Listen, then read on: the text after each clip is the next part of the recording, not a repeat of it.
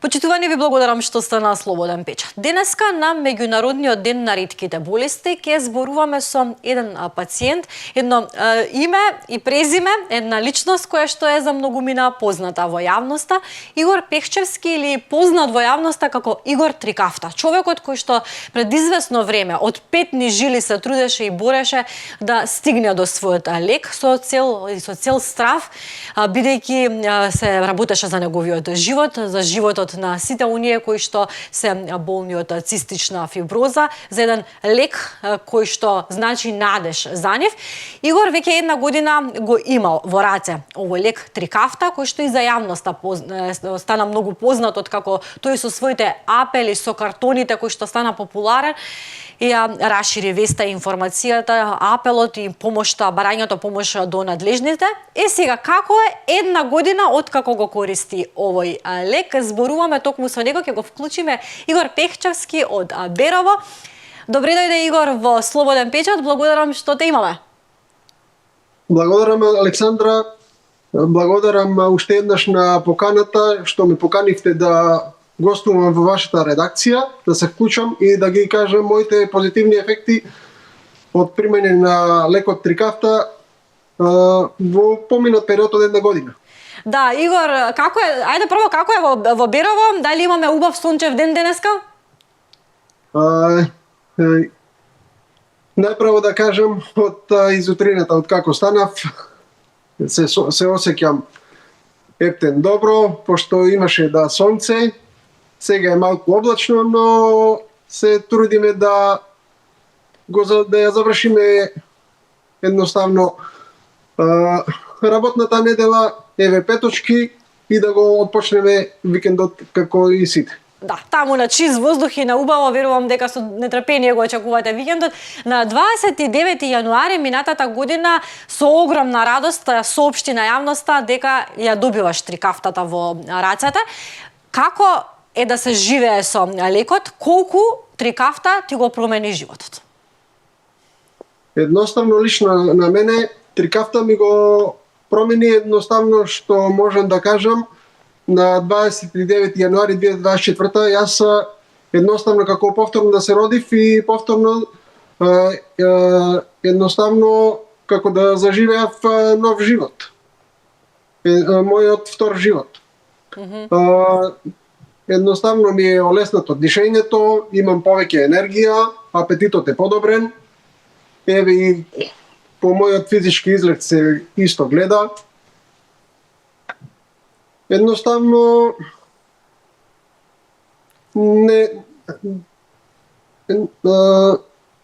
како да кажам, Со овој лек, всушност, може човек кој што се соочува со цистична фиброза да живее нормално, можеме тоа да го кажеме? Да. Так.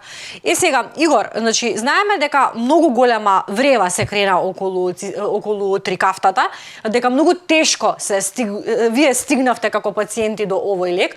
Дали имате се уште залиха? Што значи тоа? Ја добивте, ја користите веќе една година, но што значи тоа? Дали имате залиха и дали овој лек се користи доживотно?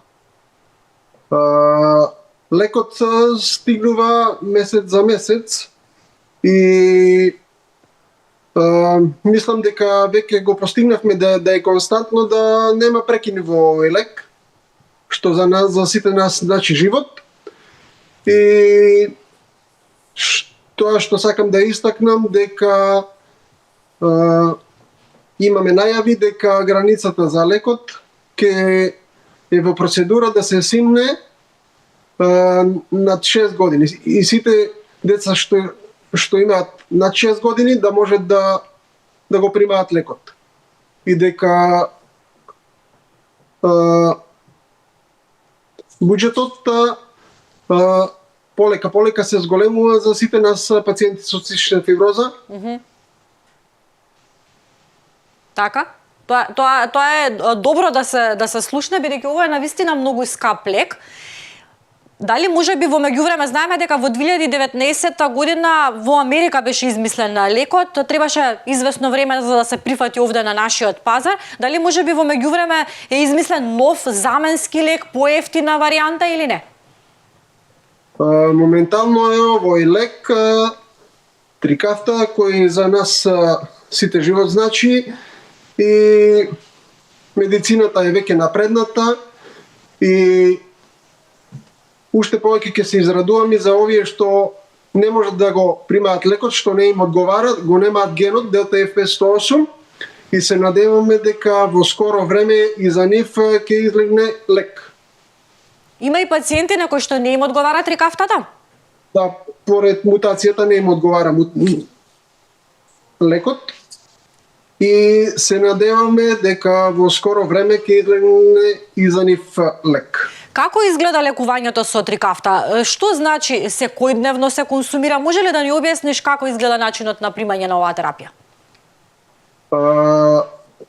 Прво, терапијата се консумира 2 пати на ден. Трикафтата, прво обемна исхрана, мрсна и масна исхрана, месо, млеко, јајца, сирење, такви работи. И откако ќе се најадеме, испиваме 2 капсули. Изутрината пред тоа правиме инхалација, во зависност од здравствената состојба на пациентот. Вечерното апче е калидеко во склоп на трикафтата. Исто масен оброк ќе се најадеме, па ја испиваме и оваа таблета калидеко. И од прилика така го завршуваме денот. И креонот, колку што знаме, е вклучен во процесот на лекување. Дали го консумирате и креонот? Дали е тој достапен?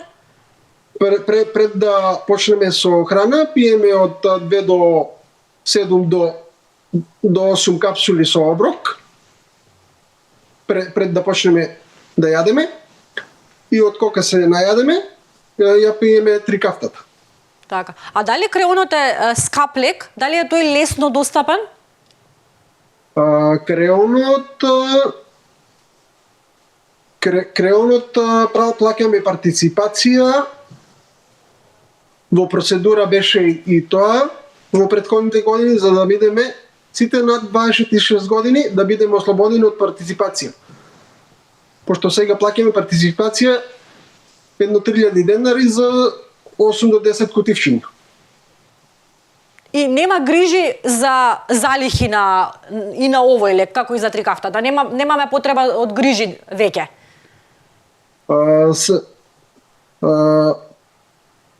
Како да кажам, има во замена нов лек како креонот, ова е микрозим, но сепак се трудиме повеќе да го наоѓаме креонот, пошто веќе нашето тело е навикнато на креон за разлика од микрозимот. Така, а дали се даде образложение зошто трикафта е толку скап лек?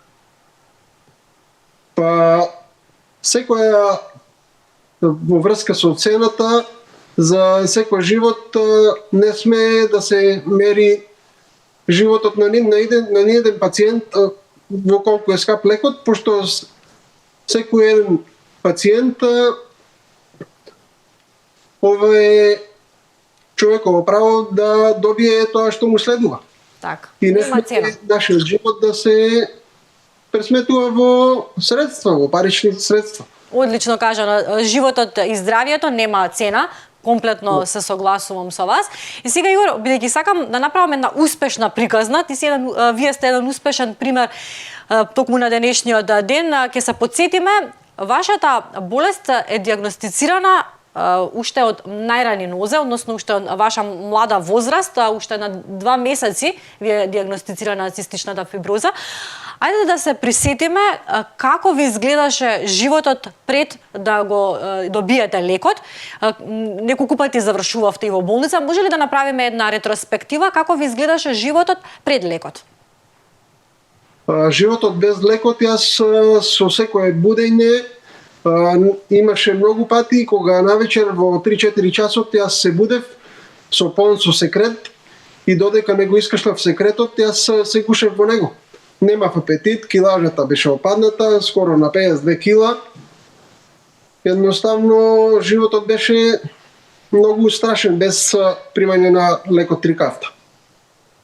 Неколку пати завршивте и во Со болница? секој будење инхалации по неколку на ден, креоните, како што кажавме претходно, едноставно денот ми поминуваше згрижа само за мене, немав за некои други работи што треба да ги обавува еден полнолетен пациент.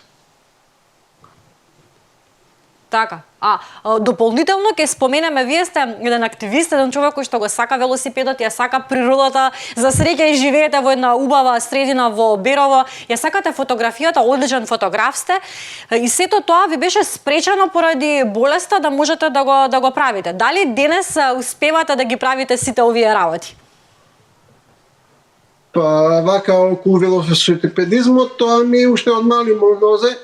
Со велосипедот си одев и на училиште и тоа се. Уште во школото имав креативност и за цртање и после ова ми прерасна во фотографство, прво со телефоните, па после си земав професионални апарати. Во врска со велосипедизмот пак да се навратам, уште по примање на 2-3 месеца од лекот јас повторно се качив на велосипедот и немав толку големи потешкоти за да го искачам патот до Беровското езеро. Така. Дали редовно возите велосипед денес, сега откако се чувствувате подобро?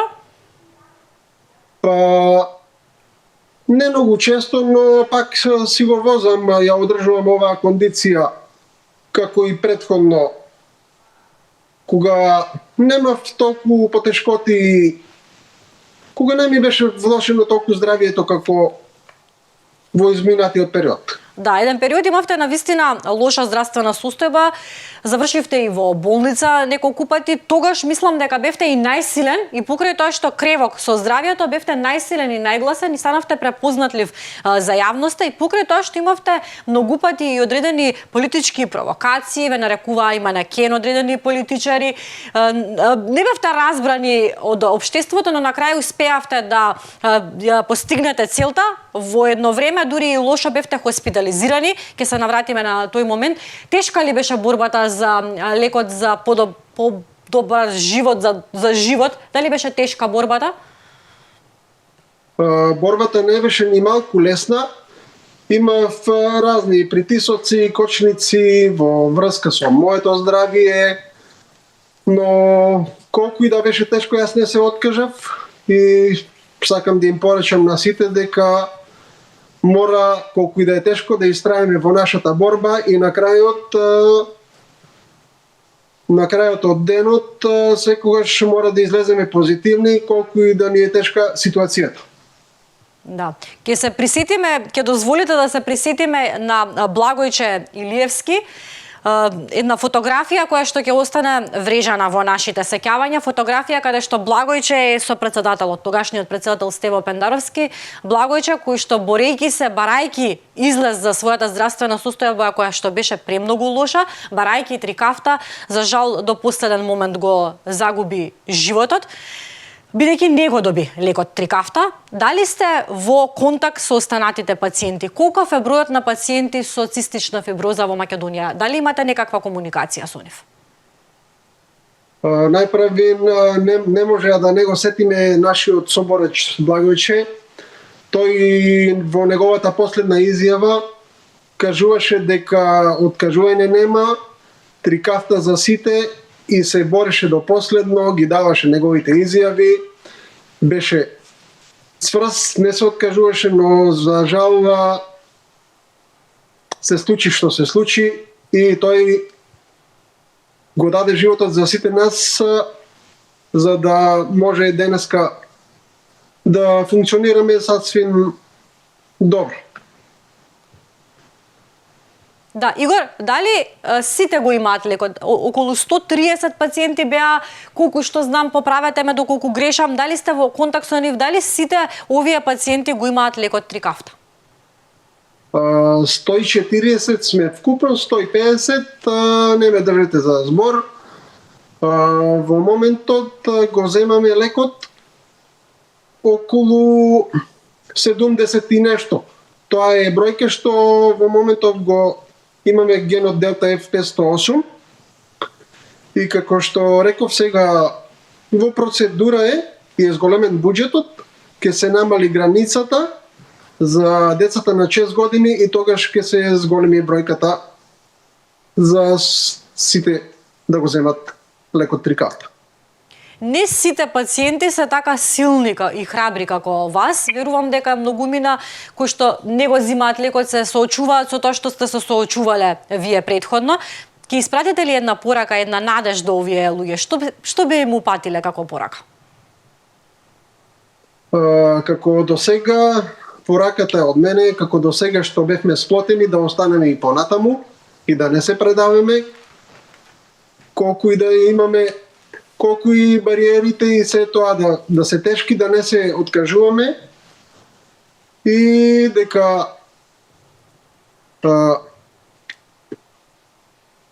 во најскоро време ќе излезе и за нив лек и нема да имаат проблем со здравието. Да. Надежта последно умира, тоа е многу важно да веруваат во тоа.